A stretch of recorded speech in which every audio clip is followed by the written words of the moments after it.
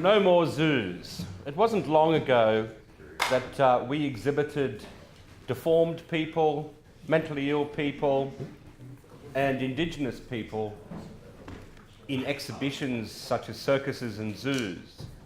There is no moral justification for the continued existence of zoos. They are just tourist attractions. The recent controversy over Taronga Zoo's proposal to build a multiple-storey eco-resort, quote unquote, on its exclusive harbourside grounds is clear evidence of tourism first, animals last.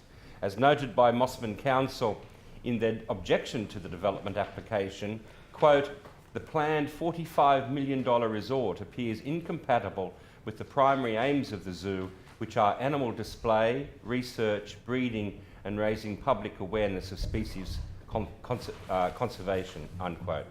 Any feeble claim that they are educational assumes that the numerous award-winning nature documentaries depicting animals in their natural habitat and expressing their normal behaviours is inferior to watching captive animals engage in stress-relieving behaviour in a cramped, alien environment. It has been well documented excuse me, that wild animals cannot and do not have the capacity to express their natural behaviours in unnatural circumstances.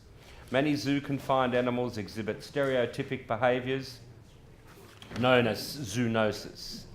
Examples include compulsive pacing, over-grooming, and obsessive head nodding and weaving, as can often be seen in the elephants and giraffes, and the very giraffes currently in Taronga Zoo. But what about the educational benefits for children, you ask?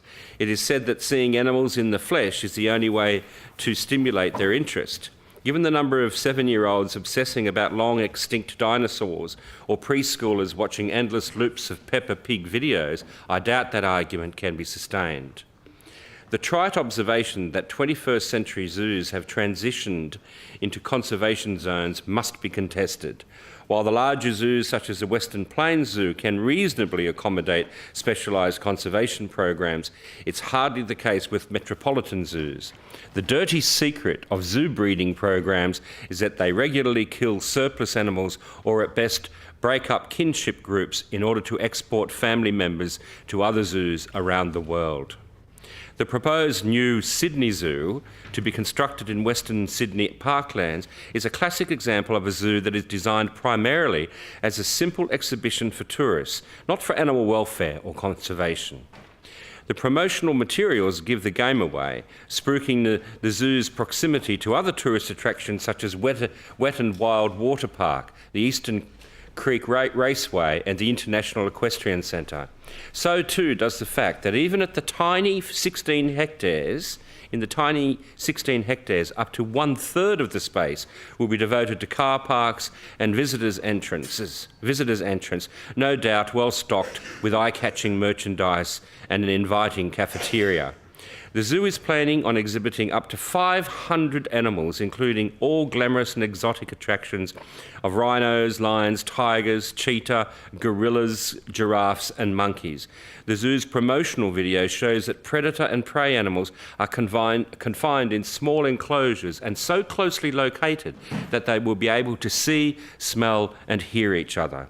From the information that has been released, there is not a shred of evidence that there will be any conservation programs for these confined exotic animals imprisoned in the suburbs of Western Sydney. In another promotional video, the former Environment Minister is shown speaking enthusiastically about the zoo's plans to establish a breeding program for native animals that have become threatened species in the wild. Given the ridiculously small area available for the native animal enclosure, I'm at a loss as to how that can possibly be achieved.